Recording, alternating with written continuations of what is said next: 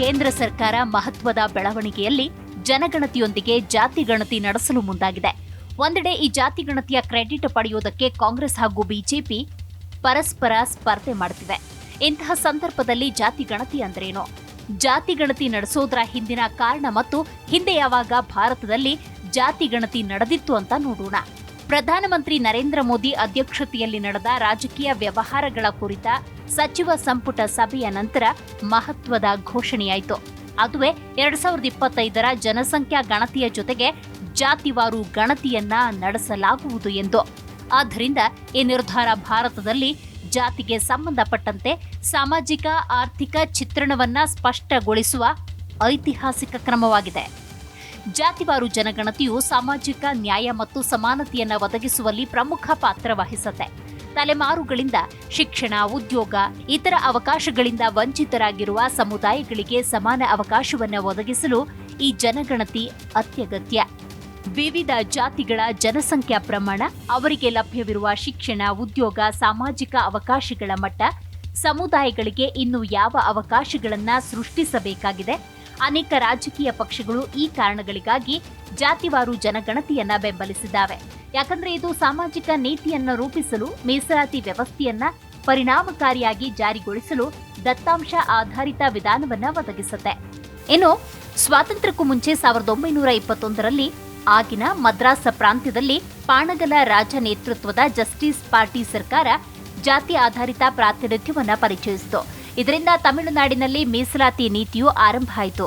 ಇಂದಿಗೂ ಇದು ಮುಂದುವರೆದಿದೆ. ಇನ್ನು 1979ರಲ್ಲಿ ರಚನೆಯಾದ ಮಂಡಲ ಆಯೋಗ 1980ರಲ್ಲಿ ತನ್ನ ವರದಿ ಸಲ್ಲಿಸಿತು. ಇದು ಇತರ ಹಿಂದುಳಿದ ವರ್ಗಗಳಿಗೆ ಅಂದ್ರೆ ಒಬಿಸಿ ಮೀಸಲಾತಿಯನ್ನ ಶಿಫಾರಸು ಮಾಡಿತು. ಆದರೆ ಈ ವರದಿಯನ್ನ ಆರಂಭದಲ್ಲಿ ಸ್ಥಗಿತಗೊಳಿಸಲಾಯಿತು. 1991ರಲ್ಲಿ ಆಗಿನ ಪ್ರಧಾನಮಂತ್ರಿ ವಿಪಿ ಸಿಂಗ್ ಮಂಡಲ್ ಆಯೋಗದ ಶಿಫಾರಸುಗಳ ಆಧಾರದ ಮೇಲೆ ದೇಶದಾದ್ಯಂತ ಒಬಿಸಿ ಮೀಸಲಾತಿಯನ್ನ ಜಾರಿಗೆ ತಂದರು. ಇದು ಭಾರತದ ಮೀಸಲಾತಿ ಇತಿಹಾಸದಲ್ಲಿ ಮೈಲಿಗಲ್ಲಾಯಿತು. ಹಾಗಾದ್ರೆ ಭಾರತದಲ್ಲಿ ಮೊದಲ ಬಾರಿಗೆ ಅಂದ್ರೆ 1931ರಲ್ಲಿ ಜನಗಣತಿಯ ಜೊತೆಗೆ ಜಾತಿವಾರು ಜನಗಣತಿಯನ್ನ ನಡೆಸಲಾಯಿತು. ಆದರೆ 1941ರ ಜನಗಣತಿಯಿಂದ ಜಾತಿ ಆಧಾರಿತ ಗಣತಿಯನ್ನ ಕೈಬಿಡಲಾಯಿತು. ಎರಡನೇ ಮಹಾಯುದ್ಧ ಸೇರಿದಂತೆ ಹಲವು ಕಾರಣಗಳಿಂದ ಈ ನಿರ್ಧಾರ ತೆಗೆದುಕೊಳ್ಳಲಾಯಿತು.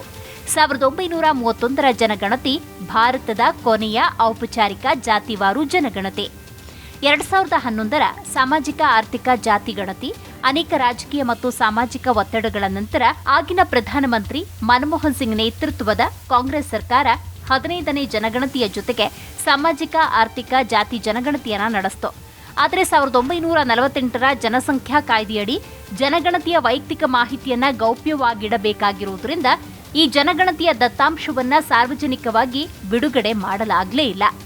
1931ರ ಔಪಚಾರಿಕ ಜಾತಿವಾರು ಜನಗಣತಿಯ ನಂತರ 94 ವರ್ಷಗಳ ಬಳಿಕ 2025ರಲ್ಲಿ ಭಾರತ ಮತ್ತೊಮ್ಮೆ ಜನಸಂಖ್ಯಾ ಗಣತಿಯ ಜೊತೆಗೆ ಜಾತಿವಾರು ಜನಗಣತಿಯನ್ನ ನಡೆಸುತ್ತೆ.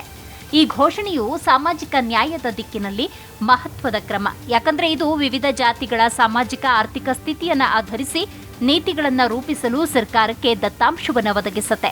ಇನ್ನು ಕೊನೆಯ ಜಾತಿ ಜನಗಣತಿಯನ್ನ ಬ್ರಿಟಿಷ್ ಆಡಳಿತ 1931ರಲ್ಲಿ ನಡೆಸಿತ್ತು. ಇದು 1901ರ ನಂತರದ ಮೊದಲ ಗಣತಿಯಾಗಿತ್ತು.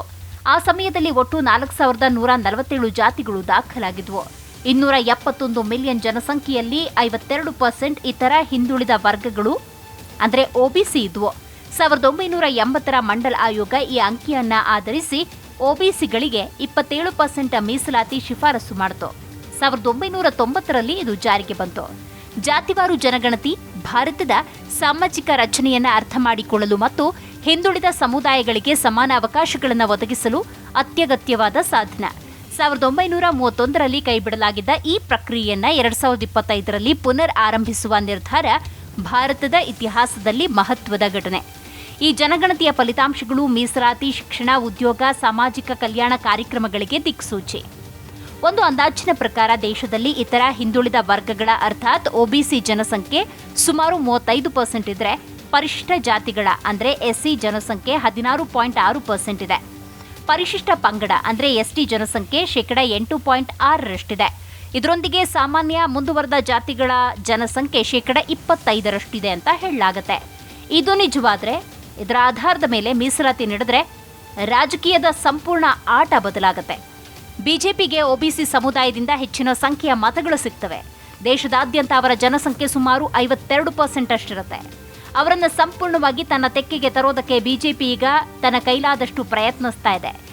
ಬಿಜೆಪಿ ಹಿಂದೂಗಳ ಹಿತಾಸಕ್ತಿಗಳ ಬಗ್ಗೆ ಯೋಚಿಸುತ್ತೆ ಅಂತ ತೋರಿಸುತ್ತೆ. ಕಾಂಗ್ರೆಸ್ ಮತ್ತು ಇತರ ವಿರೋಧ ಪಕ್ಷಗಳು ಪದೇ ಪದೇ ಪ್ರಯತ್ನಿಸ್ತಾ ಇರುವ ಮುಸ್ಲಿಂ ಮೀಸಲಾತಿ ವಿರುದ್ಧ ಅವರು ಸ್ಪರ್ಧಿಸಲಿದ್ದಾರೆ. ಜಾತಿ ಜನಗಣತಿಯನ್ನ ನಡೆಸದಿರುವ ಮೂಲಕ ತಾನು ತನಗಾಗಿ ಸಮಸ್ಯೆಗಳನ್ನು ಸೃಷ್ಟಿಸಿಕೊಳ್ಳುತ್ತಿದ್ದೇನೆ ಎಂದು ಬಿಜೆಪಿಗೆ ತಿಳಿದಿತ್ತು. ಇಂತಹ ಪರಿಸ್ಥಿತಿಯಲ್ಲಿ ಪ್ರಧಾನಿ ನರೇಂದ್ರ ಮೋದಿ ದೊಡ್ಡ ಹೆಜ್ಜೆಯನ್ನಿಟ್ಟಿದ್ದಾರೆ.